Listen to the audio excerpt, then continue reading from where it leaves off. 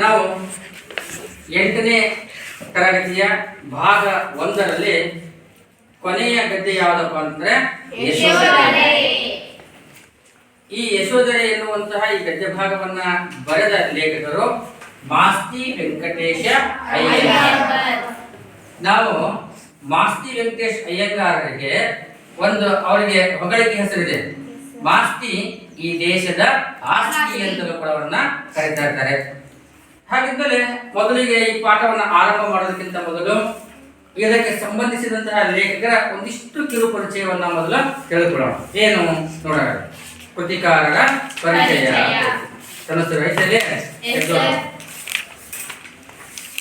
ಕನ್ನಡ ಸಾಹಿತ್ಯ ಲೋಕದಲ್ಲಿ ಸಣ್ಣ ಕಥೆಗಳ ಜನಕ ರಂದೆ ಖ್ಯಾತಿ ಪಡೆದು ಶ್ರೀನಿವಾಸ ಕಾವ್ಯನಾಮದಿಂದ ಹೆಸರಂತ ಮಸ್ತಿ ವೆಂಕಟೇಶ ಅಯ್ಯಂಗಾರರು ಮಸ್ತಿ ಎಂಬ ಗ್ರಾಮದಲ್ಲಿ 6/6/1891ರಲ್ಲಿ ಜನಿಸಿದರು. ತುಂಬು ಬಡತನವಿದ್ದರೂ ಕಷ್ಟಪಟ್ಟು ವಿದ್ಯಾಭ್ಯಾಸ ಮಾಡಿ ಉತ್ತಮ ದರ್ಜೆಯಲ್ಲಿ ಇಂಗ್ಲಿಷ್ MA ಪದವಿ ಪಡೆದರು. ಮೈಸೂರು ಸಿವಿಲ್ ಸರ್ವಿಸ್ ಪರೀಕ್ಷೆಯಲ್ಲಿ ಮೊದಲ ಸ್ಥಾನ ಪಡೆದು ಅಸಿಸ್ಟೆಂಟ್ ಕಮಿಷನರ್ ಆಗಿ ರಾಜ್ಯದ ವಿವಿಧೆಡೆ ಸೇವೆ ಸಲ್ಲಿಸಿದ್ದಾರೆ. ಕನ್ನಡ ಸಾಹಿತ್ಯ ಲೋಕದಲ್ಲಿ ಸಣ್ಣ ಕಥೆಗಳ ಜನಕ ಅಂತಂದು, ಸಣ್ಣ ಕಥೆಗಳ ಜನಕ ಅಂದ್ರೆ ಅತ್ಯಂತ ಪ್ರಸಿದ್ಧಿ ಹೊಂದಿರತಕ್ಕಂತಹ ಕವಿ ಯಾರಾದ್ರೆ ಅದು ಮಾಸ್ತಿ ವೆಂಕಟೇಶ ಅಯ್ಯಂಗಾರ್. ಇವರ ಕಾವ್ಯನಾಮ ಏನು ಅಂದ್ರೆ ಶ್ರೀನಿವಾಸ ಅಂತಂದು. ಇವರ ಕಾವ್ಯನಾಮ ಶ್ರೀನಿವಾಸ. ಇವರು 6/6/1891ರಲ್ಲಿ ಮಾಸ್ತಿ ವೆಂಕಟೇಶ ಅಯ್ಯಂಗಾರ್ ಅವರು ಕೋಲಾರ ಜಿಲ್ಲೆಯ ಮಾಲೂರು ತಾಲೂಕಿನ ಮಾಸ್ತಿ ಎನ್ನುವಂತಹ ಗ್ರಾಮದಲ್ಲಿ ಜನಿಸಿದರು. ಕಿತ್ತು ತಿನ್ನುವಂತಹ ಬಡತನ ಇದ್ರೂ ಕೂಡ ಅವರ ವ್ಯಾಸಂಗ ಮತ್ತು ಅವರ ಮುಂದೆ ಹೋಗುವಂತಹ ಪ್ರಕ್ರಿಯೆಗೆ ಯಾವುದೇ ಕೂಡ ಅಡ್ಡಿಗಳು ಕೂಡ ಅವರಿಗೆ ಆಗಲಿಲ್ಲ. ಆದರೂ ಕೂಡ ಉತ್ತಮ ದರ್ಜೆಯಲ್ಲಿ ಇಂಗ್ಲಿಷ್ MA ಪದವಿಯನ್ನು ಪಡೆದುಕೊಂಡು ಪಾಸ್ ಆಗ್ತಾ ಇದ್ದಾರೆ. ಮುಂದೆ ಮೈಸೂರಿನ ಸಿವಿಲ್ ಸರ್ವಿಸ್ ಪರೀಕ್ಷೆಗಳಲ್ಲಿ ಅವರು ಅಲ್ಲಿಯೂ ಕೂಡ ಮೊದಲ ಸ್ಥಾನದಲ್ಲಿ ಫಲಿತಾಂಶವನ್ನು ಪಡೆದುಕೊಳ್ತಾರೆ. ಅದಾದ ಮೇಲೆ ಅಸಿಸ್ಟೆಂಟ್ ಕಮಿಷನರ್ ಆಗಿ ರಾಜ್ಯದ ಬೇರೆ ಬೇರೆ ಭಾಗಗಳಲ್ಲಿ ಕೂಡ ಸೇವೆಯನ್ನು ಇವರು ಪೂರೈಸಿದ್ರು ಅಂತಂದ್ರು.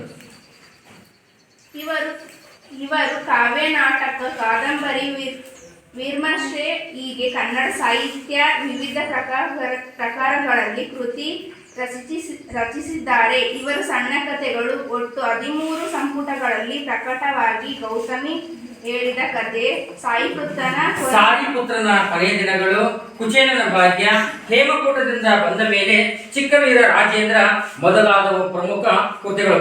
ಇವರ ಚಿಕ್ಕವೀರ ರಾಜೇಂದ್ರ ಕಾದಂಬರಿಗೆ 1983ರಲ್ಲಿ ಜ್ಞಾನಪೀಠ ಪ್ರಶಸ್ತಿ ಲಭಿಸಿದೆ. ಇವರು 6/6/1986ರಲ್ಲಿ ಇಹಲೋಕವನ್ನ ತ್ಯಜಿಸಿದರು.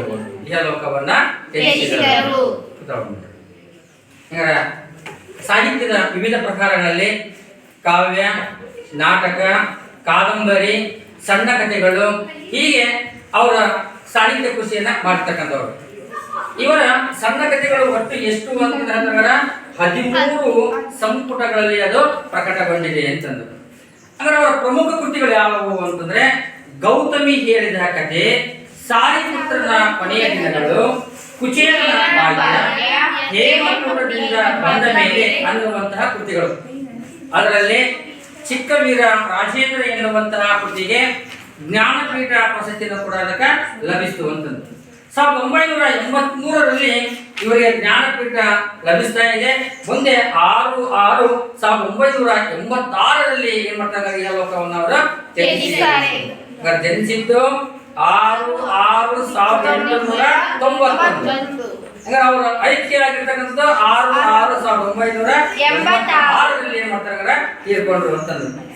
ಪ್ರಸ್ತುತ ಈ ಗದ್ಯ ಭಾಗವನ್ನ ಮಾಸ್ತಿ ವೆಂಕಟೇಶ್ ಅಯ್ಯಂಗಾರರ ಯಶೋಧರೆ ಎನ್ನುವಂತಹ ನಾಟಕದಿಂದ ಸಂಪಾದಿಸಿ ನಮ್ಮ ಪಠ್ಯಕ್ಕೆ ಇದನ್ನ ನಿಗದಿಪಡಿಸಲಾಗಿದೆ ಅಂತ. ಅಂದ್ರೆ ಈ ಪಾಠದಿಂದ ನಾವೇನನ್ನ ತಿಳ್ಕೊಳ್ತಾ ಇದ್ದೇವೆ ಅಂದ್ರೆ ಯಾವ ಯಾವ ಫಲಿತಾಂಶಗಳನ್ನ ನಾವು ಎದುರು ನೋಡ್ತಾ ಇದೀವಿ ಈ ಪಾಠದಲ್ಲಿ ಅನ್ನೋದನ್ನ ನೋಡೋದಾದ್ರೆ ಅಲ್ಲೊಂದಿಷ್ಟು ಪೂರ್ವ ಕಥೆ ಅಂತ ನಿಮಗೆ ನೋಡೋಣ. ಸಿದ್ಧಾರ್ಥ ರಾಜ್ಯವನ್ನ ಪರಿತ್ಯಾಗ ಮಾಡಿ ಹೋಗಿ 10 ವರ್ಷಗಳು ಕಳೆದಿವೆ. ತಂದೆಯನ್ನೇ ಕಾಣದ ಮಗು ರಾಹುಲನಿಗೂ 10 ವರ್ಷಗಳಾಗಿವೆ. ಇತ್ತ ಕಪಿಲವಸ್ತುವಿನ ಅರಮನೆಯ ಅಂತಃಪುರದಲ್ಲಿ ಯಶೋಧರ ಒಬ್ಬಳೇ ಚಿಂತಾಮುಗ್ಧಳಾಗಿ ಸಿದ್ಧಾರ್ಥನ ಪಟವನ್ನ ನೋಡುತ್ತಾ ಕಣ್ಣೀರಿಡುತ್ತಾ ಕುಳಿತಿರುತ್ತಾಳೆ. ದುಃಖಿಸಲು ಕಾರಣವನ್ನು ಆಕೆಯ ಸಖಿ ಅಂಬಿಕೆ ಕೇಳಲಾಗಿ, ಹಿಂದಿನ ರಾತ್ರಿ ಅಮಂಗಳವನ್ನ ಸೂಚಿಸುವ ಕನಸೊಂದನ್ನ ಕಂಡೆನೆಂದು ಹೇಳುತ್ತಾ 10 ವರ್ಷಗಳ ಹಿಂದೆ ಇಂತಹ ಕನಸೊಂದನ್ನ ಕಂಡು ಎಚ್ಚರವಾಗಿ ನೋಡಿದರೆ ನನ್ನ ಮನದನ್ನ ಇರದೆ ರಾಜ್ಯ ತೊರೆದು ಹೋಗಿದ್ದ. ಇಂದು ಕನಸಿನಿಂದ ಎಚ್ಚೆತ್ತು ನೋಡಿದರೆ ಮಗ ಇದ್ದಾನೆ, ಆದರೆ ಎಲ್ಲಿ ನನ್ನನ್ನ ತೊರೆದು ಹೋಗುತ್ತಾನೆಂದು ವ್ಯಾಕುಲತೆಗೆ ಒಳಗಾಗಿರುವುದಾಗಿ ತಿಳಿಸುತ್ತಾಳೆ. ಅಭ್ಯಾಸಕ್ಕೆ ಹೋಗಿದ್ದ ರಾಹುಲನು ಬಂದು, ಅಮ್ಮ, ತಂದೆಯನ್ನು ನಾನು ನೋಡಿಯೇ ಇಲ್ಲ, ಆತನನ್ನ ಕರೆತರಲು ನಾನು ಹೋಗುವುದಾಗಿ ತಿಳಿಸುತ್ತಾ ಇದಕ್ಕೆ ತಾತನ ಅನುಮತಿ ಪಡೆದಿರುವುದಾಗಿ ತಿಳಿಸುತ್ತಾನೆ. ಇದರಿಂದ ಆತಂಕಗೊಂಡು ರಾಜನನ್ನ ಕರೆಯಲು ಸಖಿ ಅಂಬಿಕೆಯನ್ನ ಕಳಿಸುತ್ತಾಳೆ. ರಾಜ ಅಂತಃಪುರಕ್ಕೆ ಅಂಬಿಕೆಯೊಂದಿಗೆ ಏನ್ ಮಾಡ್ತಾನೆ? ಇದು ಪೂರ್ವಕತೆ. ಏನ್ ಪೂರ್ವಕತೆ? ನಿಮ್ಗೆಲ್ಲರಿಗೂ ಕೂಡ ಸಿದ್ಧಾರ್ಥ ಅಂತ ಹೆಸರು ಕೇಳೋದಕ್ಕಿಂತಲೂ ಬುದ್ಧ ಅಂತ ಹೆಸರು. ಬುದ್ಧನ ನಿಜವಾದ ಹೆಸರು ಏನಪ್ಪಾ ಅಂದ್ರೆ ಆರಂಭ ಹೇಳ್ತೇನೆ. ಸಿದ್ಧಾರ್ಥ ರಾಜ್ಯವನ್ನ ಪರಿತ್ಯಾಗ ಮಾಡಿ 10 ವರ್ಷಗಳು ಕಳೆದಿವೆ. ರಾಜ್ಯವನ್ನ ಪರಿತ್ಯಾಗ ಅಂತಂದ್ರೆ ಆ ರಾಜ್ಯವನ್ನ ಬಿಟ್ಟು ಆತ ಹೋಗಿ ಎಷ್ಟು ವರ್ಷಗಳಾಗ್ತದೆ? ಈಗ 10 ವರ್ಷಗಳಾಗುತ್ತದೆ. 10 ವರ್ಷಗಳಾದಂತಹ ಸಂದರ್ಭದೊಳಗ ತಂದೆಯನ್ನೇ ಕಾಣದ ಮಗು ರಾಹುಲನಿಗೂ ಎಷ್ಟು ವರ್ಷಗಳೀಗ? 10 ವರ್ಷ. ಮಗ ಹುಟ್ಟಿದ ಕೆಲವೇ ದಿನಗಳಲ್ಲಿ ತಂದೆ ಏನ್ ಮಾಡ್ತಾನೆ? ಅವನ ಬಿಟ್ಟು ಹೋದ, ಆ ರಾಜ್ಯವನ್ನು ಬಿಟ್ಟು ಹೋದ ಅವನು. ಹಂಗಾರೆ ಮಗನಿಗೆ ವಯಸ್ಸು ಎಷ್ಟಾಗ? ಅವನಿಗೆ ಕೂಡ 10 ವರ್ಷಗಳು ಅಂತಂದು. ಹೀಗೆ 10 ವರ್ಷಗಳಾಗಿರ್ತಕ್ಕಂಥ ಈ ಸಂದರ್ಭದೊಳಗ ನೋಡಿ, ಇತ್ತ ಕಪಿಲ ವಸ್ತುವಿನ ಅರಮನೆಯ ಅಂತಃಪುರದಲ್ಲಿ ಯಶೋಧರೆ ಒಬ್ಬಳೇ ಚಿಂತಾಮಗ್ನಳಾಗಿ ಸಿದ್ಧಾರ್ಥನ ಪಟವನ್ನ ನೋಡುತ್ತಾ ಕಣ್ಣೀರಿಡುತ್ತಾ ಕುಳಿತಿರುತ್ತಾಳೆ. ಎಲ್ಲಗರ ಕಪಿಲ ವಸ್ತು ಎನ್ನುವಂತಹ ಆ ರಾಜಧಾನಿ ಅರಮನೆಯಲ್ಲಿ ಅಲ್ಲಿ ಯಶೋಧರೆ ಒಬ್ಬಳೇ ಕುತ್ಕೊಂಡಿರುವಂತವಳು ಕಣ್ಣೀರು ಹಾಕ್ತಾಳೆ. ಯಾರನ್ನ ನೋಡ್ತಾ? ತನ್ನ ಗಂಡನಾಗಿರ್ತಕ್ಕಂಥ ಸಿದ್ಧಾರ್ಥನ ಪಟ ಅಂದ್ರೆ ಫೋಟೋ ಅಂತಂದು ಆ ಭಾವಚಿತ್ರವನ್ನ ನೋಡ್ತಾ ಅವಳು ಏನ್ ಮಾಡ್ತಾಳೆ? ಕಣ್ಣೀರನ್ನ ಇಡ್ತಾ ಇರ್ತಾಳೆ. ಹೀಗೆ ಕಣ್ಣೀರಿರುವಂತಹ ಸಂದರ್ಭದೊಳಗ ಅದೇ ಹೊತ್ತಿಗೆ ಯಾರು ಬರ್ತಾರೆ? ದಾಸಿ ಅಂಬಿಕೆ ಏನ್ ಮಾಡ್ತಾಳೆ? ಬರ್ತಾ ಇದ್ದಾಳೆ. ಅಂದ್ರೆ ಬಂದು ಕೇಳ್ತಾಳ, ದುಃಖಿಸಲು ಕಾರಣವನ್ನು ಆಕೆಯ ಸಖಿ ಅಂತಂದ್ರೆ ಸ್ನೇಹಿತೆ, ಗೆಳತಿ ತಗತ್ತೆ. ಅವಳೇನ್ ಮಾಡ್ತಾಳೆ ಕೇಳಿದಾಗ ಅವಾಗ ಯಶೋಧನೆ ಹೇಳ್ತಾಳೆ, ಹಿಂದಿನ ರಾತ್ರಿ ಅಮಂಗಳವನ್ನ ಸೂಚಿಸುವ ಕನಸೊಂದನ್ನ ಕಂಡೆನೆಂದು ಹೇಳುತ್ತಾ. ಮಂಗಳ ಅದರ ವಿರುದ್ಧಾರ್ಥಕ ಪದ ನಗರ ಅಮಂಗಳ. ಮಂಗಳ ಅಂದ್ರೆ ಶುಭ ಸೂಚಕ, ಅಮಂಗಳ ಅಂದ್ರೆ ಅಶುಭ ಅಂತ. ಹಾಗಾದ್ರೆ ಏನೋ ಒಂದು ಮುಂದೆ ಕೇಳಿದ್ದಾಲು ಇದೆ ಅಂತಂದು. ಹಾಗಾಗಿ ನಿನ್ನೆ ರಾತ್ರಿ ಅವಳಿಗೆ ಆಗಿರ್ತಕ್ಕಂಥ ಒಂದು ಕನಸು, ಅಮಂಗಳವಾಗಿರ್ತಕ್ಕಂಥ ಕನಸನ್ನ ಕಂಡೆ ಅಂತ ಯಾರು ಹೇಳಿದ್ರೆ? ಯಶೋಧರೆ. ಯಾರಿಗೆ ಹೇಳ್ತಿದ್ದಾಳೆ? ಅಂಬಿಕೆಗೆ ಹೇಳ್ತಾ ಇದ್ದಾಳೆ. ಅವಾಗ ನೋಡಿ, ಕಂಡೆನೆಂದು ಹೇಳುತ್ತಾ 10 ವರ್ಷಗಳ ಹಿಂದೆ. ಹಂಗಾರೆ ಈಗ ಅಂಬಿಕೆ ಹೇಳ್ತಾಳೆ ನಿನ್ನೆ ರಾತ್ರಿ ಕನಸು ಅಂತ ಹೇಳಿದ್ರು. ಈಗ ಮತ್ತೆ ಹೇಳ್ತಾಳೆ, ನೆನೆಸ್ಕೊಂಡವಳು ತನ್ನ ಗಂಡ ಕಪಿಲ ವಸ್ತುವನ್ನು ಪರಿತ್ಯಾಗ ಅಂದ್ರೆ ರಾಜ್ಯವನ್ನು ಬಿಟ್ಟು ಹೋಗುವಂತಹ ಸಂದರ್ಭದಲ್ಲಿ ಕೂಡ ನನಗೆ ಅವಾಗಲೂ ಕೂಡ ಇಂಥ ಒಂದು ಅಮಂಗಳ ಕನಸು ಬಿದ್ದಿತ್ತು. ಎದ್ದು ನೋಡಿದಾಗ ಯಾರು ಇರಲಿಲ್ಲ? ಮಗ ಇರಲಿಲ್ಲ, ಗಂಡ ಇರಲಿಲ್ಲ, ಸಿದ್ಧಾರ್ಥವನ ಹೋಗಿದ್ದ. ಈಗ 10 ವರ್ಷ ಆಗಿದೆ. 10 ವರ್ಷದ ಮೇಲೆ ಮತ್ತೆ ನನಗೆ ಅಂತಹದ್ದೇ ಒಂದು ಅಮಂಗಳವಾಗಿರ್ತಕ್ಕಂಥ ಕನಸು ಬಿದ್ದಿದೆ. ಈಗ ಯಾರಿದ್ದಾರೆ ಪಕ್ಕದಲ್ಲಿಗ? ಮಗ ಇದ್ದಾನೆ ಅಂತಂದು ಅವಳು ಯೋಚಿಸ್ತಾ ಚಿಂತಿಸ್ತಾ ಕಣ್ಣೀರಿಡುತ್ತಾ ಅವಳು ಕೂತ್ಕೊಂಡಿದ್ದು. ಅದಕ್ಕೆ ನೋಡಿ, ಅದೇ ವೇಳೆಗೆ ಅಭ್ಯಾಸಕ್ಕಾಗಿ ಹೋಗಿರ್ತಕ್ಕಂಥ ರಾಹುಲ್ ಬಂದು ಅಮ್ಮನನ್ನು ಕೇಳ್ತಿದ್ದಾನೆ. ಏನು? ಅಮ್ಮ, ನಾನು ನನ್ನ ತಂದೆಯ ಮುಖವನ್ನೇ ನೋಡಿಯೇ ಇಲ್ಲ, ಹಾಗಾಗಿ ನಾನು ಆತನನ್ನ ಕರೆತರಲು ಹೋಗುವುದಾಗಿ ತನ್ನ ತಾಯಿ ಬಳಿ ಹೇಳ್ತಾನೆ. ಅವಾಗ ಮತ್ತೆ ಮುಂದುವರೆದಾನೆ, ನಾನು ತಾತನ ಒಪ್ಪಿಗೆಯನ್ನು ಏನ್ ಮಾಡಿದಾಗ ನನಗೆ ಪಡೆದಿದ್ದೇನೆ. ನನ್ನ ತಾತನ ಒಪ್ಪಿಗೆ ಕೂಡ ನನಗೆ ಹೋಗಿ ಕರ್ಕೊಂಡ್ಬರ ತಂದೆನ ಒಪ್ಪಿಗೆ ಕೊಟ್ಟಿದ್ದಾರೆ, ಹಾಗಾಗಿ ನಿನ್ನ ಬಳಿದು ಕೂಡ ನಾನು ಕೇಳಿಕೊಳ್ತೀನಿ ಅಂತ ಹೇಳಿದ. ಆ ರೀತಿ ಹೇಳುವ ಹೊತ್ತಾಗ ನೋಡಿ, ಇದರಿಂದ ಆತಂಕಗೊಂಡು ಇದರಿಂದ ಯಶೋಧರಿಗೆ ಅಂತಂದ್ರೆ ಭಯ ಉಂಟಾಯಿತು. ಗಂಡ ಕೇಳದೆ ಮಧ್ಯರಾತ್ರಿ ಎದ್ದು ಹೊರಬಾರ 10 ವರ್ಷ ಆಗಿದೆ. ಈಗ ನಿನ್ನೆ ರಾತ್ರಿ ಇಂಥದೇ ಒಂದು ಕೆಟ್ಟ ಕನಸು ಬಿತ್ತು. ಈಗ ಮಗ ಬಂದು ತಂದೆ ಕರ್ಕೊಂಬರಕ್ಕೆ ಹೋಗ್ತೀನಿ ಅಂತ ಇವನು ಹೇಳ್ತಿದ್ದಾನೆ. ಇವನು ಬಿಟ್ಟು ಹೋದ್ರೆ ಹೇಗೆ ಅನ್ನುವಂತ ಆತಂಕ ಭಯ ಅವಳನ್ನ ಕಾಣ್ತಾ ಇತ್ತು ಅಂತಂದು ಅವಾಗ ರಾಜನನ್ನ ಕರೆಯಲು ಸಖಿ ಅಂಬಿಕೆಯನ್ನು ಕಳಿಸುತ್ತಾಳೆ.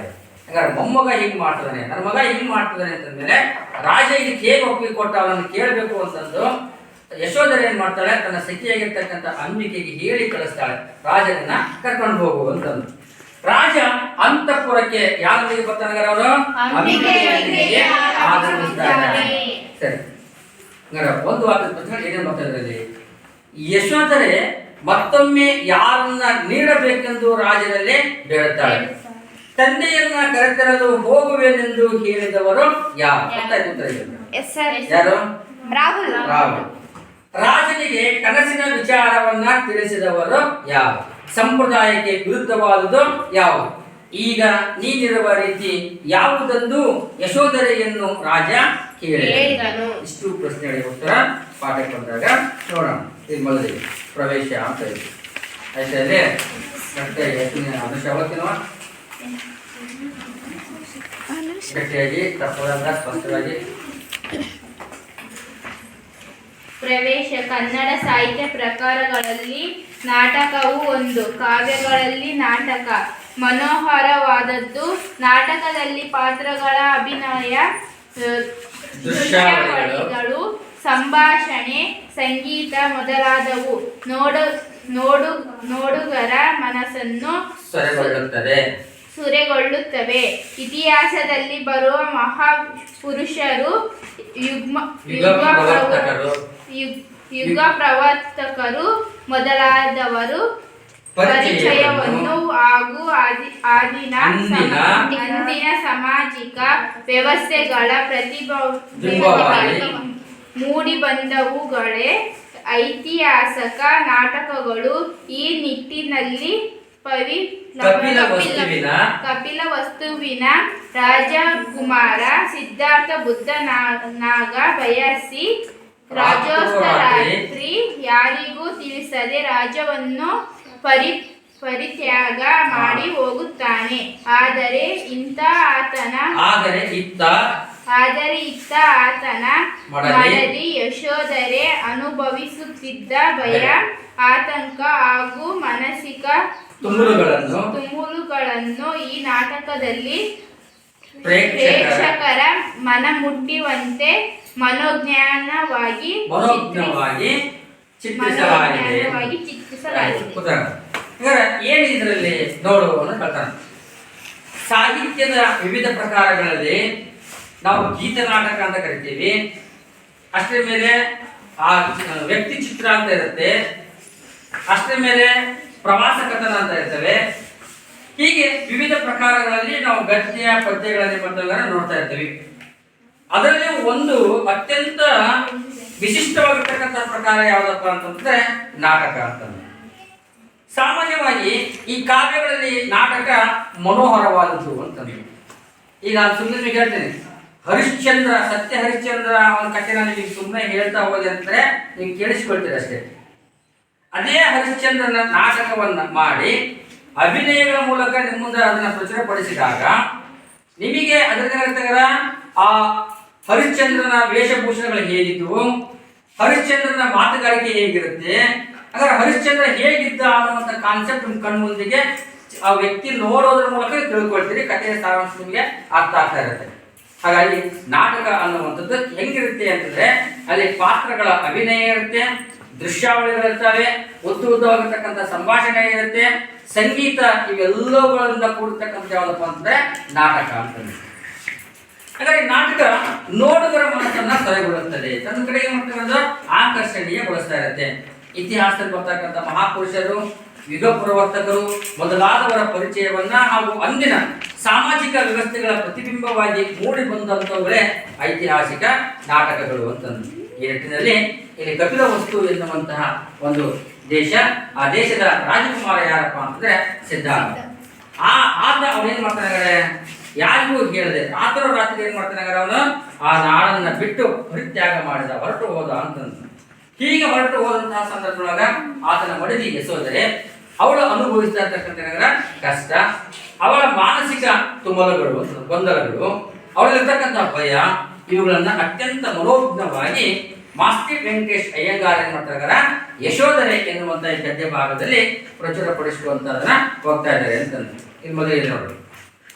ಯಶೋಧರೆ ಪಟದ ಅಡಿಗೆ ತಲೆಯಿಟ್ಟು ದುಃಖಿಸುವಳು. ರಾಹುಲನು ಹೂಗಳನ್ನ ತೆಗೆದು ಪೀಠದ ಮೇಲೆ ಹಾಕುವನು. ತಾಯಿಯ ಹೆರಳಿಗೆ ಒಂದು ಹೂವನ್ನಿಟ್ಟು ಸೊಗಸು ನೋಡುವನು. ಅದೇ ವೇಳೆಗೆ ರಾಜನು ಅಂಬಿಕೆಯು ಬರುವರು. ನಿಮಗೆ ಪೂರ್ವ ಕಥೆ ಹೇಳಿದ್ದೇನೆ, ಕರೆಕ್ಟ್ ಕಾನ್ಸೆಪ್ಟ್ ಗೊತ್ತಿರಬೇಕು. ಏನು ಇಷ್ಟೆಲ್ಲ ಹೋಗ್ತಾರೋ ಅವಳಿಗೆ ಹಿಂದಿನ ದಿನ ಏನೋ ಒಂದು ಕೆಟ್ಟ ಕನಸು ಬಿದ್ದಿರುತ್ತೆ. ಆ ಕನಸನ್ನ ನೆನೆಸ್ಕೊಂಡು ಅವಳು ಅಳ್ತಾ ಇರ್ತಾಳೆ, ಗಂಡನ ಪಟವನ್ನು ಹೇಳಬಹುದು. ದಾಸಿ ಅಥವಾ ಸಖಿ ಅಂಬಿಕೆ ಬಂದು ಕೇಳ್ತಾಳೆ, ಯಾಕೆ ದುಃಖಕ್ಕೆ ಕಾರಣ ಏನಂದಾಗ, ಹಿಂದೆ 10 ವರ್ಷಗಳ ಹಿಂದೆ ಹಿಂಗಾಗಿತ್ತು, ಗಂಡ ಹೋದ, ಈಗ ಮತ್ತೆ ಕನಸು ಬಿದ್ದಿದೆ, ಅದರ ಮಗ ಇದ್ದಾನೆ. ಹಾಗಾಗಿ ಅದೇ ವೇಳೆಗೆ ಮಗ ಬಂದ ಅಭ್ಯಾಸ ಮುಗಿಸ್ಕೊಂಡು, ಹಾಗಾದ್ರೆ ಅಮ್ಮ ನಾನು ನನ್ನ ತಂದೆಯ ಮುಖವನ್ನು ನೋಡಿಲ್ಲ, ನಾನು ಆತನನ್ನ ಕಾಣಬೇಕು, ಕರ್ಕೊಂಡು ಬರ್ತೇನೆ, ತಾತನ ಒಪ್ಪಿಗೆ ಇದೆ ಅಂತ ಹೇಳಿದ. ತಾತ ಹೆಂಗ್ ಒಪ್ಪಿಗೆ ಕೊಟ್ಟರು ಕೇಳೋದಕ್ಕಾಗಿ ಅಂಬಿಕೆಯನ್ನ ಕಳಿಸಿ ರಾಜಕುಮಾರ್ ಏನ್ ಮಾಡ್ತಾರೆ ಅವಳ ಕರೆಸ್ಕೊಂಡಿರ್ತಾರೆ. ಹೀಗೆ ಅಂತಃಪುರದೊಳಗ ಯಾರಲ್ಲಿ ಯಶೋಧರೆ ನೋಡಿ ಪಟದ ಅಡಿಗೆ ತಲೆ ಇಟ್ಟು ದುಃಖಿಸಬಾರ್ದು ಅಂತಂದು. ಅಲ್ಲಿ ವಿಚಿತ್ರ ಕಾಣಿಸ್ತಿದೆ ಎಲ್ಲರಿಗೆ. ಅಲ್ಲಿ ಒಂದು ಸಿಂಹಾಸನ ಇದೆ, ಅದ್ರ ಮೇಲೆ ಆ ಯಶೋಧರೆ ಕಂಡು ಯಾರಲ್ಲಿ ಸಿದ್ಧಾರ್ಥ, ಆ ಸಿದ್ಧಾರ್ಥನ ಪಟ ಇದೆ. ಯಾವುದು ಕಾಣ್ತಾ ಚಿತ್ರ ಇದೆ, ಕಾಣ್ತಾರಲ್ಲಿ ಸಿದ್ಧಾರ್ಥ ದೊಡ್ಡದಾಗಿರ್ತಕ್ಕಂಥ ಫೋಟೋ ಇದೆ. ಕೆಳಗೊಂದಿಷ್ಟ ಆಸನ ವ್ಯವಸ್ಥೆ ಇದೆ. ಅದಕ್ಕೆ ತನ್ನ ತಲೆಯನ್ನ ಇಟ್ಟವಳ ಮಟ್ಟದಲ್ಲಿ ದುಃಖ ವ್ಯಕ್ತಪಡಿಸಿದಾಳೆ. ರಾಹುಲನು ಅದೇ ವೇಳೆಗೆ ಬಂದು ಹೂಗಳನ್ನ ತೆಗೆದು ಪೀಠದ ಮೇಲೆ ಹಾಕುವನು. ಪೀಠದ ಮೇಲೆ ಹೂವನ್ನು ತೆಗೆದುಕೊಳ್ತಾನೆ. ಆ ಪೀಠಕ್ಕೆ ಏನ್ ಮಾಡ್ತಾನೆ, ಹೂವನ್ನು ಸಮರ್ಪಣೆ ಮಾಡ್ತಾ ಇದ್ದಾನೆ.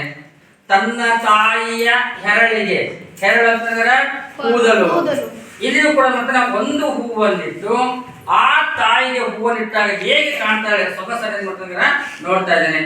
ಇದೇ ವೇಳೆಗೆ ಯಶೋಧರೆ ಹೇಳಿ ಕಳಿಸಿರ್ತಕ್ಕಂತಹ ಯಾರ ಸಖಿ ಅಂಬಿಕೆ ಮತ್ತು ಆ ರಾಜಕುಮಾರ ಇಬ್ಬರು ಏನ್ ಮಾಡ್ತಾರೆ ಅಲ್ಲಿಗೆ ಬರ್ತಾ ಇದ್ದಾರೆ. ಈಗ ನೋಡೋಣ, ರಾಜ ಅವಾಗ ಹೇಳ್ತಾನೆ, ಅಮ್ಮಾಜಿ ಬಂದಿ ಏನು, ಅಮ್ಮಾಜಿ ಬಂದಿ ಯಾರಿಗೆ ಹೇಳ್ತಾನೆ ಅವನು, ಯಶೋಧರೆ. ಅಮ್ಮಾಜಿ ಬಂದಿ ಏನು, ಬಂದಿ ಅಂತಂದ್ರೆ ನಾನು ನೀನು ಹೇಳಿ ಕಳಿಸಿದ ಪ್ರಕಾರ ಅಂಬಿಕೆಯ ಜೊತೆ ನಾನೀಗ ಅಂತಃಪುರಕ್ಕೆ ಬಂದಿದ್ದೇನೆ ಅಂತ ಹೇಳಿದವನು. ಅವಾಗ ಯಶೋಧರೆ ಹೇಳ್ತಾಳ, ಎದ್ದು ಬಂದು ನಮಸ್ಕರಿಸಿ, ಯಾರಿಗೆ ರಾಜಕುಮಾರಿಗೆ ನಮಸ್ಕರಿಸಿದರೆ ಪೀಠವನ್ನ ಕೊಳಬೇಕು. ಪೀಠವನ್ನು ಕೊಳಬೇಕಂದ್ರೆ ಪೀಠದಲ್ಲಿ ತಾವು ಆಸೀನರಾಗಬೇಕು ಅಂತ ನಿಮ್ಮ ಮಾಡ್ತಾರೆ ಕೇಳಿಕೊಂಡವಳು. ಹೀಗೆ ಕೇಳಿಕೊಂಡ್ಮೇಲೆ ಮತ್ತೆ ಹೇಳ್ತಾಳ, ನಾನು ಬಹು ದಿನದಿಂದ ನಿಮ್ಮ ಬೇಡುತ್ತಲಿದ್ದೆ, ಸೋದರಿಯ ಸುತೆ ಎಂದು ಎಳೆತನದಲ್ಲೇ ನನ್ನ ಕರೆ ತಂದಿದ್ದೀರಿ, ಸಾಕಿ ಸಲಹಿದ್ದೀರಿ, ಸೊಸೆಯಾಗಿ ಮನೆಗೆ ಒದಗಿಸಿದ್ದೀರಿ, ಬಾಳವಿಯನ್ನು ಉತ್ತರಿಸಿದಿರಿ, ಕನಸಿನಲ್ಲಿ ಏಣಿಸಲಾಗದ ಸೌಖ್ಯಗಳ ನಾನು ನಿಮ್ಮ ಅರಮನೆಯಲ್ಲಿ ಅನುಭವಿಸಿ ಸುಖಿಸಿದೆನು. ಯಾಕಂದ್ರೆ ಪೀಠದ ಮೇಲೆ ತನ್ನ ಮಾವ ಯಾವ ಸಿದ್ಧ ರಾಜ ಅವನೇ ಮಾಡ್ತಂದ್ರೆ ಕುಡುಕು ಅಂತ ಹೇಳಿ ಕುಂದಿಸ್ತಾ ಇದ್ದಾಳೆ. ಕುಂದಿಸಾದ್ಮೇಲೆ ತನ್ನ ಮಾತುಗಳನ್ನು ಆರಂಭಿಸಿದ್ದು, ನಾನು ಬಹು ದಿನದಿಂದ ಬೇಡುತ್ತಲಿದ್ದೆ ನಿಮ್ಮಲ್ಲಿ, ತುಂಬಾ ದಿನಗಳಿಂದ ನನ್ನ ಮದುವೆ ಮಾಡ್ತಂದ್ರೆ ಕೇಳ್ಕೊಳ್ತಾ ಇದ್ದೇನೆ, ಒಂದೇ ರೀತಿಯಾಗಿ ನಿಮ್ಮನ್ನ ಕೇಳ್ಕೊಳ್ತಾ ಇದ್ದೆ. ನೋಡಿ, ಸೋದರಿಯ ಸುತೆ ಎಂದು ಎಳೆತನದಲ್ಲಿ ನನ್ನ ಕರೆ ತಂದಿದ್ದೀರಿ. ಸುತೆ ಅಂತಂದ್ರೆ ಮಗಳು, ಸೋದರಿ ಅಂತಂದ್ರೆ ಅಕ್ಕನರಾಗಿರ್ಬೋದು ಅಥವಾ ತಂಗಿಯರಾಗಿರ್ಬೋದು. ಹಂಗಾರ ಅಕ್ಕ ತಂಗಿಯರ ಮಗಳು ಯಾರ ಸುತೆ, ಯಾರು ಯಶೋಧರೆ. ಎಂದು ನನ್ನನ್ನ ಎಳೆತನದಲ್ಲಿ ಅಂದ್ರೆ ಚಿಕ್ಕ ವಯಸ್ಸಿನಲ್ಲೇ ತಂದು ನನ್ನ ಮನೆಯೊಳಗೆ ನೀವು ಇಟ್ಟುಕೊಂಡು ಸಾಕಿದಿರಿ, ಸಾಕಿ ಸಲಹಿದಿರಿ. ಮುಂದೆ ನಾನು ದೊಡ್ಡವಳಾದ ಮೇಲೆ ನಿಮ್ಮ ಮಗನಿಗೆ ಕೊಟ್ಟು ನನ್ನನ್ನ ಮದುವೆ ಮಾಡಿದ್ದೀರಿ. ನೋಡ್ತಾನೆ, ಸೊಸೆಯಾಗಿ ಮನೆಗೆ ಹೋಗಿಸಿದ್ದೀರಿ. ಹಾಗಾದ್ರೆ ನನ್ನ ನಿಮ್ಮ ಮಗನಿಗೆ ಕೊಟ್ಟು ನನ್ನ ಮದುವೆ ಮಾಡಿಕೊಟ್ಟ ಮೇಲೆ ನಿಮ್ಮ ಮನೆಗೆ ನಾನು ಸೊಸೆಯಾಗಿದ್ದೀನಿ. ಬಾಳುವೆಯನ್ನು ಉದ್ಧರಿಸಿದ್ದೀರಿ, ಅಂದರೆ ಬಾಳನ್ನು ಕೊಟ್ಟು ನನ್ನ ನೀವು ಉದ್ಧಾರ ಮಾಡಿದ್ದೀರಿ. ಕನಸಿರಲಿ ಎಣಿಸಲಾಗದ ಸೌಖ್ಯಗಳ ನಾನು ಕನಸಿನಲ್ಲಿಯೂ ಕೂಡ ಕಂಡುಕೊಂಡಿರಲಿಲ್ಲ ಅಂತಹ ಒಂದು ಸಂಪತ್ತನ್ನ ಸೌಖ್ಯವನ್ನ ನೀವು ಕೊಟ್ಟಿದ್ದೀರಿ. ನಿಮ್ಮ ಅರಮನೆಯಲ್ಲಿ ಅನುಭವಿಸಿ ಸುಖಿಸಿದನು. ಇಂತಹ ಅರಮನೆ ಒಳಗ ಅಂತ ಒಂದರಿಗೆ ಏನ್ ಕೊಟ್ಟಿದ್ದಾರೆ ನೀವು ಸೌಕರ್ಯಗಳನ್ನ ಸುಖವನ್ನು ನೀವು ಒದಗಿಸಿಕೊಟ್ಟಿದ್ದೀರಿ. ಆದರೆ ರಾಜ ಹೇಳ್ತಾನೆ ನನ್ನ ಅರಮನೆಯಲ್ಲಿ ಹಾಗಾದ್ರೆ ಇಂಥ ಅರಮನೆ ಒಳಗ ನಾನು ಈ ಸುಖವನ್ನು ಕೊಟ್ಟಿದ್ದೇನ? ಅವ್ರಿಗೆ ಕೇಳ್ತಾನೆ. ಯಾಕೆ ಕೇಳ್ದೆ ರಾತ್ರಿ ನನ್ನ ಮಗ ಏನ್ ಮಾಡಿದ ಅವನು ಈ ನಗರವನ್ನೇ ಬಿಟ್ಟು ಮಾಡಿದ ಅವನು ಪರಿತ್ಯಾಗ ಮಾಡಿದ. ಹಾಗಾದ್ರೆ ಎಲ್ಲಿಯ ಸುಖ? ನನ್ನ ಅರಮನೆಯಲ್ಲಿ ಅಂತ ಸುಖ ಎಲ್ಲಿ ಕೊಟ್ಟೆ ಅನ್ನೋ ರೀತಿಗೆ ಆತ ಕೇಳ್ತಾ ಇದ್ದ. ಅವಾಗ ಯಶೋಧರ ಹೇಳ್ತಾಳೆ, ನಮ್ಮ ಅರಮನೆ ನಿಮ್ಮ ಐಶ್ವರ್ಯದಲ್ಲಿ ಕಣ ಮಾತ್ರವನ್ನು ನನಗೆ ಇಲ್ಲವೆನ್ನದೆ ನನ್ನ ಪರಿಪಾಲಿಸಿದ್ದೀರಿ. ನನ್ನ ಅರಮನೆಯಲ್ಲ, ನಮ್ಮ ಅರಮನೆಯೊಳಗ ಹೇಗೆ ಹೇಳ್ತಾರೆ? ನಿಮ್ಮ ಐಶ್ವರ್ಯದಲ್ಲಿ, ನಿಮ್ಮ ಸಿರಿ ಸಂಪತ್ತಿನಲ್ಲಿ ಒಂದು ಸಣ್ಣ ತುಣುಕನ್ನು ಕೂಡ ನನಗೆ ನೀವು ಕೊಡದೇ ಇಲ್ಲ. ನನ್ನ ಪ್ರತಿಯೊಂದರಲ್ಲಿ ಕೂಡ ನನಗೆ ನೀವು ಪಾಲು ಕೊಟ್ಟಿದ್ದೀರಿ ಅನ್ನೋ ರೀತಿ ಒಳಗೆ ಹೇಳ್ತಾಳು ನೋಡಿ. ಕಣ ಮಾತ್ರವನ್ನು ನನಗೆ ಇಲ್ಲವೆನ್ನದೆ, ಒಂದು ತುಣುಕು ಕೂಡ ನನಗೆ ಇಲ್ಲ ಅನ್ನದೆ ಎಲ್ಲವನ್ನ ಕೂಡ ಏನ್ ಮಾಡ್ತಿದ್ದಾರೆ ನೀವು ಸರಿ ಸಮಾನವಾಗಿ ನನಗೆ ಕೊಟ್ಟಿದ್ದೀರಿ, ಪರಿಪಾಲಿಸಿದ್ದೀರಿ.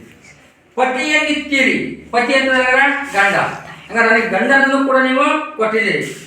ಬಾಲ ದೇವರಾಗಿರಲೆಂದು ಪತಿಯ ನಿನ್ನೊಮ್ಮೆ ನೀಡಿರಿ. ಬಾಲ ದೇವರಾಗಿರಲೆಂದು ಹಾಗಾದ್ರೆ ಆ ನನ್ನ ಬಿಟ್ಟು ಹೋಗಿರ್ತಕ್ಕಂತಹ ಪರಿತ್ಯಾಗ ಮಾಡತಕ್ಕಂತಹ ನನ್ನ ದೇವರು ಯಾರ? ಸಿದ್ಧಾರ್ಥ. ಆ ಸಿದ್ಧಾರ್ಥನನ್ನ ಮತ್ತೆ ನನಗೆ ನೀವು ಮಾಡ್ತಾರೆ ಪುನಃ ಮತ್ತೆ ಕೊಡ್ರಿ ಅಂತ ನೀವು ಮಾಡ್ತಾರೆ ತನ್ನ ಗಂಡ ಅರಸನ ರಾಜನ ಹತ್ರ ಕೇಳ್ತಾಳೆ ನೋಡಿ. ಬಾಲ ದೇವರಾಗಿರಲೆಂದು ಪತಿಯ ನಿನ್ನೊಮ್ಮೆ ನೀಡಿರಿ, ಹಂಗಾರೆ ಹೋಗಿರ್ತಕ್ಕಂತಹ ಪತಿಯನ್ನ ತಂದು ಮತ್ತೆ ನೀವು ಕೊಡಿರಿ ಅಂತ ಕೇಳಿದ್ರು. ನನ್ನನ್ನ ನೀವು ರಕ್ಷಿಸಿರಿ ಅಂತ ಹೇಳ್ತಾಳೆ. ಯಾಕೆ ರಾಜನ ಪರಿಪ್ರಾಯ ಕೇಳ್ಕೊಳ್ತಾಳೆ ಅಂದ್ರೆ, ರಾಜ ತನ್ನ ಸೈನಿಕರ ಮೂಲಕ ಸಿದ್ಧಾರ್ಥನ ವೃಕ್ಷವನ್ನು ಮುಂದೆ ತಂದು ಕೊಡಬಹುದು. ಅಪ್ಪಿದಪ್ಪಿ ಮಗನನ್ನ ಹುಟ್ಟಿ ಕಳಿಸಿದ್ರೆ ಮಗ ಬಾಗಿದ್ರೆ ಹೆಂಗಂಗಾರ? ಆ ಕಾರಣಕ್ಕಾಗಿ ನನಗೆ ಆ ಬಾಲ ದೇವರನ್ನು ಇನ್ನೊಮ್ಮೆ ನೀವು ಒದಗಿಸಿರಿ ಅಂತ ಮಾಡ್ತಾಳೆ ತನ್ನ ರಾಜನ ಹತ್ರದಲ್ಲಿ ಅಂತ ಕೇಳ್ಕೊಳ್ತಾ ಇದ್ದವಳು ತಂದು. ನೆಕ್ಸ್ಟ್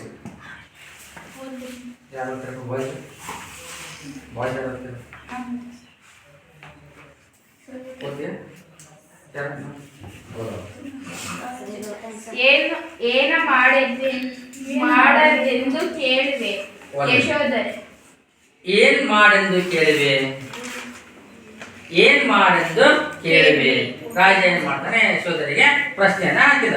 ಅವಾಗ ಯಶೋಧರೆ ಹೇಳ್ತಾಳೆ, ಏನು ನಮ್ಮ ಅಣ್ಣಾಜಿ ತಂದೆಯನ್ನು ಕರೆತರಲು ಹೋಗುವೆನು ಎನ್ನಲಾಗಿ ನೀವು ಒಪ್ಪಿದರಂತೆ ನಾನು ನಿಮ್ಮನ್ನು ಮೊದಲೇ ಬೇಡಿಕೊಂಡಿದ್ದೆ.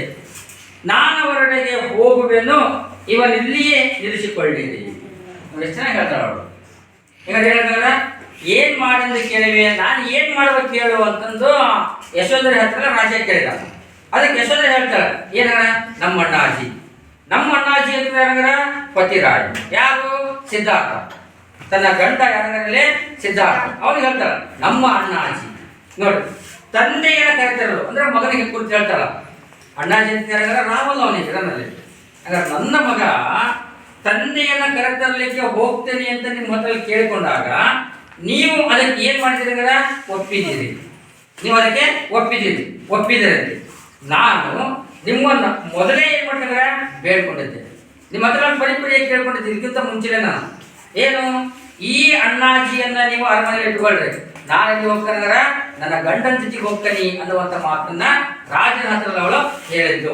ಆ ಕಾರಣ ಕೇಳ್ತಾ ನೋಡಿ, ಏನು ನಾನು ನಿಮ್ಮನ್ನು ಮೊದಲೇ ಬೇಡಿಕೊಂಡಿದ್ದೆ, ನಾನು ಅವರೆಡೆಗೆ ಅವರು ಎಲ್ಲಿದ್ದಾರೋ ಅವ್ರ ಕಡೆ ಹೋಗುವೆನು, ಇವನ್ ಇಲ್ಲಿಯೇ ನಿಲ್ಲಿಸಿಕೊಳ್ಳಿರಿ. ಇವನಂದ್ರೆ ಯಾರಲ್ಲಿ? ರಾಹುಲ್. ಆ ಹುಡುಗನ ನೀವು ಅರಮನೆಯಲ್ಲಿ ಇಟ್ಟುಕೊಳ್ಳ್ರಿ ಅಂತ ನೀವು ಮಾಡ್ತಾರೆ. ಅವಾಗಲೇ ಅವಳು ಬೇಡ್ಕೊಂಡಿದ್ದು.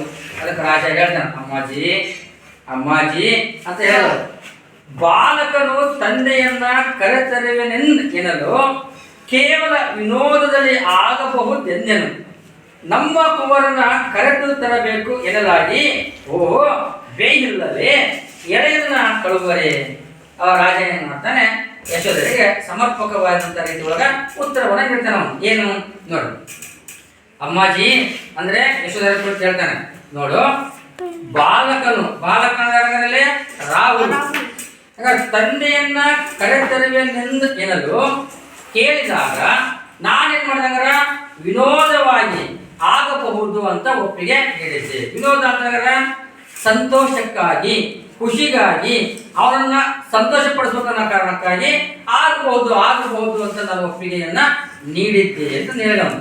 ಹೀಗೆ ಹೇಳಿದ ಅಂತಾಗ ಅವಾಗ ಹೇಳ್ತಾರೆ ನಮ್ಮ ಕುವರನ ಕರೆದು ತರಬೇಕು ಎನ್ನಲಾಗಿ ಓಹೋ ಬೇಡಿಲ್ಲವೇ. ನಮ್ಮ ಕುವರ ಅಂತಂದ್ರೆ ನನ್ನ ಮಗನನ್ನ ಕರೆ ತರುವುದಕ್ಕೆ ನನಗೆ ಆಸೆ ಇಲ್ಲವೇನು? ಆಸೆ ಇದೆ. ಅವಾಗ ಎಳೆಯನನ್ನು ಕಳುವರೆ, ನನ್ನ ಮಗನನ್ನ ಕರೆ ತರೋದಕ್ಕಾಗಿ ನನಗೆ ಆಸೆ ಇಲ್ಲವಾ? ಇದೆ. ಆದರೆ ಈ ಎಳೆಯ ಅಂತಂದ್ರೆ ಚಿಕ್ಕ ಹುಡುಗನನ್ನು ನಾನು ಕಳಿಸ್ಬೇಕೆ, ಅವನು ಹುಡ್ಕೊಂಡು ಬರ್ಲಿಕ್ಕೆ ನಾನು ಕಳಿಸ್ತೇನೆ ಇಲ್ಲ ಅಂತ ಹೇಳಿದ. ಅವಾಗ ರಾಹುಲ್ ಹೇಳ್ತಾನ, ಏನ್ ತಾತ ಮುನ್ನ ಬಹುದೆಂದವರು ಈಗ ಉಂಟೆ ಎಂದು ಹೇಳಿದಿರಿ. ದೊಡ್ಡವರು ನನಗೊಂದು ಮಾತನಾಡುತ್ತಾ ತಾಯಿ ಕೇಳಿದರೆ ಬೇರೊಂದು ಮಾತು ಹೇಳಿದರು. ನಾ ಹೋಗುವೆನು ಅಮ್ಮ, ಇನ್ನು ಅಳುತ್ತಲಿದ್ದರು ಅಣ್ಣ ಬಾರದಿರೆ ಅಳುತ್ತಲೇ ಇರುವರು. ನಾ ಹೋಗಿ ಕರೆತರುವೆನು.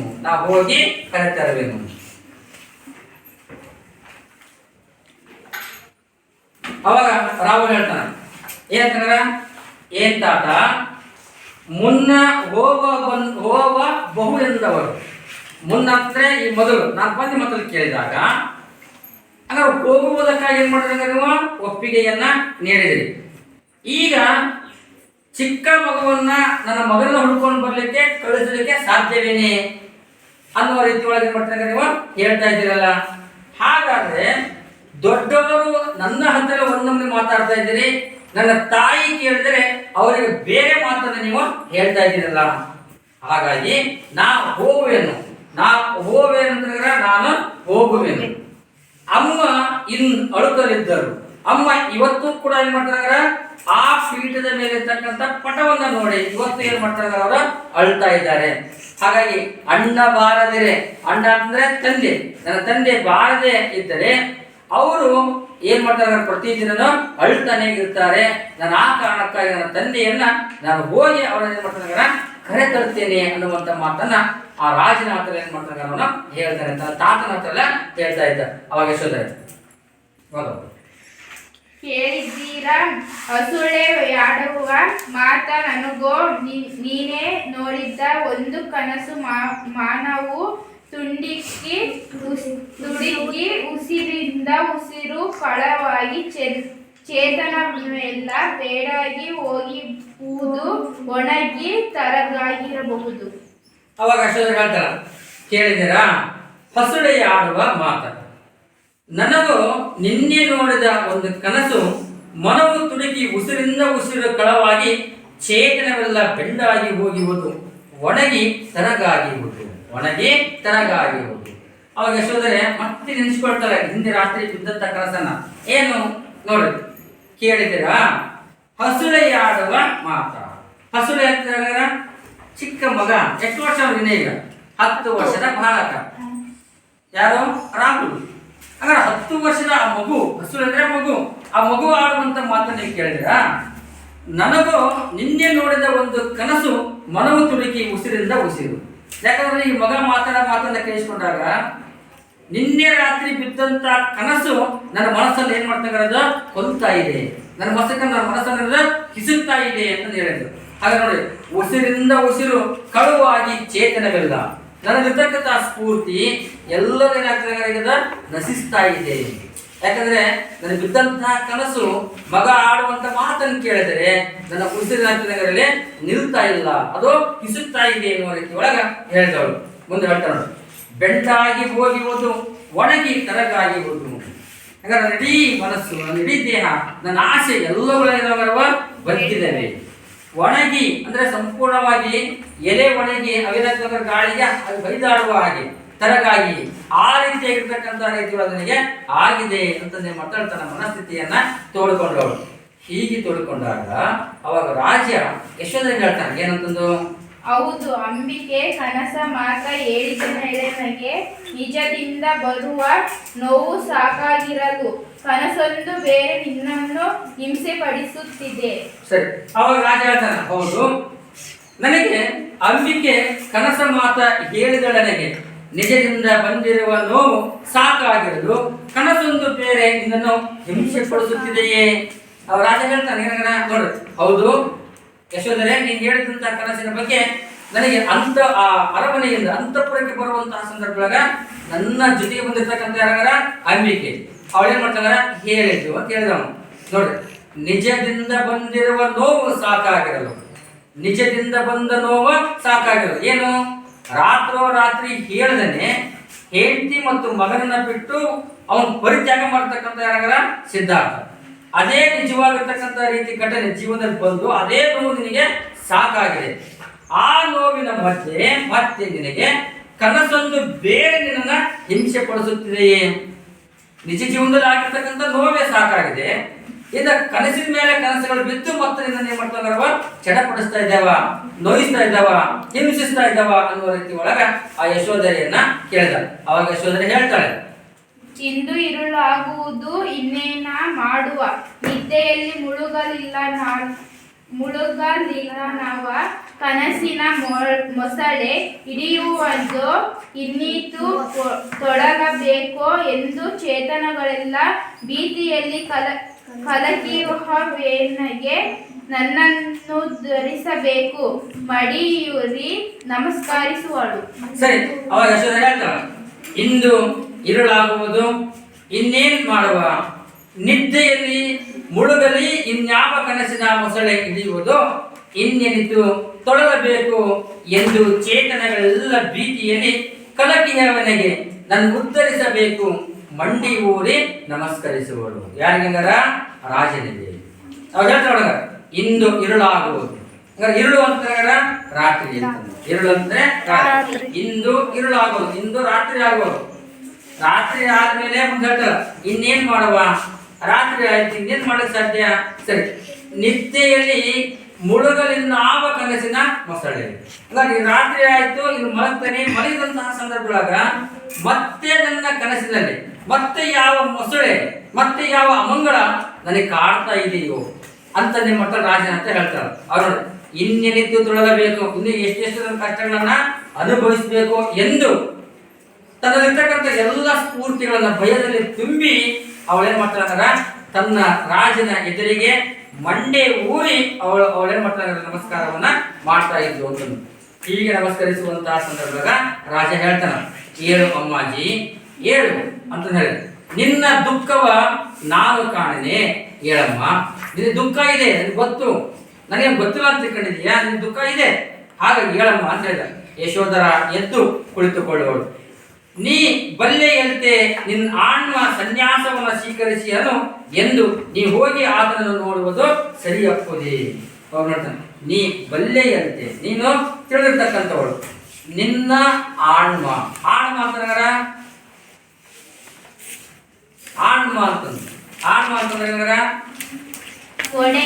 ಒಡೆಯ ಅಂದ್ರೆ ಯಾರಾಗಲಿ ಗಂಡ. ಯಾರು? ಯಶೋಧರೆಯ ಗಂಡ. ಹೌದಾಗ್ರ ನೋಡಿ, ನೀ ಬಲ್ಲೆಯಂತೆ, ನೀನ್ ತಿಳಿದಿರ್ತಕ್ಕಂಥವಳು, ನಿನ್ನ ಆಣ್ಮ ಸನ್ಯಾಸವನ್ನು. ಯಾಕಂದ್ರೆ ಗಂಡ ನಿನ್ನ ಒಡೆಯ ಏನಗರ ಸನ್ಯಾಸವನ್ನು ಏನ್ ಮಾಡಿದಾಗರ ಸ್ವೀಕರಿಸಿದ್ದಾನೆ. ನೀ ಹೋಗಿ ಆತನನ್ನು ನೋಡುವುದು ಸರಿಯಪ್ಪುದೇ. ಆ ಸನ್ಯಾಸಿಯಾಗಿರ್ತಕ್ಕಂಥ ನಿನ್ನ ಒಡೆಯನನ್ನು ಹೋಗಿ ನೀನು ನೋಡುವುದು ಸರಿನಾ ಅಂತಂದು ರಾಜ ಯಾರಿಗೆ ಹೇಳ್ದಾಗ ಅವನ ಯಶೋಧರೆಗೆ ಹೇಳ್ತಾನೆ. ಅವಾಗ ಯಶೋಧರೆ ಹೇಳ್ತಾಳೆ, ಹೋಗಿ ಕೇಳುವೆನು, ಅವನು ಸನ್ಯಾಸಿ ಆದರೇನು, ಆತನ ಹತ್ತಿರ ಹೋಗಿ ನಾನು ಕೇಳುವೆ ಅಂತ ಏನ್ ಮಾಡ್ತಾನೆ ಹೇಳಿದವಳು. ಅವಾಗ ರಾಜ ಹೇಳ್ತಾನೆ, ಸನ್ಯಾಸಿಯಾದವನು ಸತಿಯ ನೋಡುವ ಮಾತು ಸಂಪ್ರದಾಯಕ್ಕೆ ವಿರೋಧ. ಒಂದು ಸಾರಿ ಅವನ ಸನ್ಯಾಸತ್ವವನ್ನು ಸ್ವೀಕರಿಸಿದ ಅಂತಂದ್ರೆ ಮುಗಿದೋಯ್ತು. ಹಾಗಾದ್ರೆ ಅವನು ತನ್ನ ಸತಿಯ ಮುಖವನ್ನು ನೋಡುವುದು ಕೂಡ ಸಂಪ್ರದಾಯಕ್ಕೆ ವಿರೋಧ ಅನ್ನುವಂತ ರೀತಿ ಒಳಗ ತನ್ನ ಯಶೋಧರೆಗೆ ಏನ್ ಮಾಡ್ತಾರೆ, ಅವನು ತಿಳಿಸಿ ಹೇಳುವಂತ ಪ್ರಯತ್ನವನ್ನ ಮಾಡಿದ. ಉಳಿದಿರುವಂತಹ ಭಾಗವನ್ನ ಮುಂದಿನ ಅವಧಿಯಲ್ಲಿ ನೋಡೋಣ.